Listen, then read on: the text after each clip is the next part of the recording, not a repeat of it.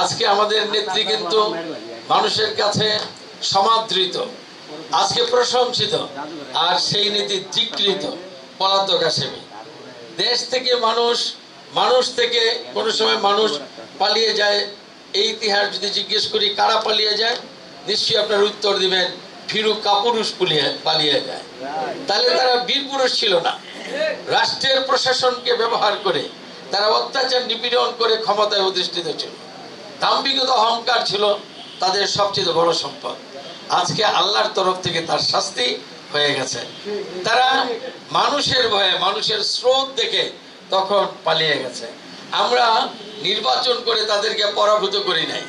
জনগণ তাদেরকে আন্দোলন সংগ্রামের মাধ্যমে পরাভূত করে নাই। একটা ফুল দিয়ে ডিল দেওয়ার আগে মানুষকে ভয় করে সে দেশ ছেড়ে পালিয়ে গেছে। এবং সে পালিয়ে যায় নাই, তার বংশধর পালিয়েছে, তার মন্ত্রী, এমপি, এমনকি গ্রামের একজন কর্মী পর্যন্ত পালিয়ে গেছে, মসজিদের ইমাম পালিয়ে গেছে, সরকার প্রশাসনে আমলা পালিয়ে গেছে, পুলিশ পালিয়ে গেছে, বিজিবি পালিয়ে গেছে। এমন কোন শ্রেণীর মানুষ নাই যারা তার লেফটেন্সার ছিল পালিয়ে যায় নাই। এরকম ইতিহাস পৃথিবীতে নাই। এই পৃথিবীতে নতুন ইতিহাস আমরা সৃষ্টি করেছি।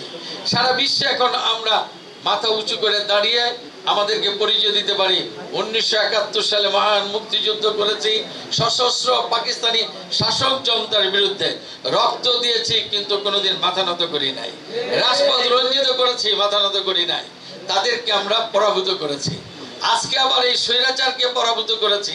নতুন ইতিহাস, পৃথিবীতে এমন ইতিহাস আর কেউ সৃষ্টি করতে পারে নাই যে লেফটেন্সার সহ স্বৈরাচার পালিয়ে যায়, গ্রামের একটা কর্মী পর্যন্ত পালিয়ে যায়। এমন ইতিহাস কেউ সৃষ্টি করতে পারে না। কেন তারা পালিয়ে গেছে? অন্যায় অত্যাচার করেছে, জুলুম অত্যাচার করেছে, দেশের সম্পদ লুণ্ঠন করেছে, চুরি করেছে। সেই কারণে ভয়ে তারা পালিয়ে গেছে যে দেশে থাকলে মানুষ যদি পায় তাহলে আমাদের রক্ষা নাই। আইনের হাতে যদি আমরা সোপর্দ হই তাহলে আমাদের রক্ষা নাই। পাপের বোঝা এত বড় করেছিল যে তারা না পালিয়ে যাওয়ার আর কোনো পথ ছিল না। সেই জন্য পালিয়ে গেছে। এখন আমাদেরকে তো এই দেশে থাকতে হবে, এই দেশকে এগিয়ে নিয়ে যেতে হবে। সেই কারণে স্বৈরাচার ধ্বংস করে গেছে আমাদের নেতা তারেক রহমান। 2023 সালে এই সরকারের পতন হবে তিনি জানতেন, এবং তিনি বলতেন স্বৈরাচার যখন চলে যাবে, এই বিধ্বস্ত বাংলাকে যদি গড়তে হয় তাহলে বিএনপির সবচেয়ে বেশি দায়িত্ব নিতে হবে। কারণ বিএনপি সবচেয়ে বড় দল, সবচেয়ে জনপ্রিয় দল, কাজেই বিএনপিকে দায়িত্ব নিতে হবে। সেই কারণে 31 দফা কর্মসূচি দিয়ে রাষ্ট্র মেরামতের কর্মসূচি ঘরে ঘরে আমরা পৌঁছে দিয়েছি। মানুষের কাছে আমরা গিয়ে সেগুলো পৌঁছে দিয়েছি। আজকে নতুন করে মানুষ স্বপ্ন দেখে যে বাংলাদেশের নতুন কিছু করতে হবে। সেই জন্য অনেকে সংস্কারের কথা বলে।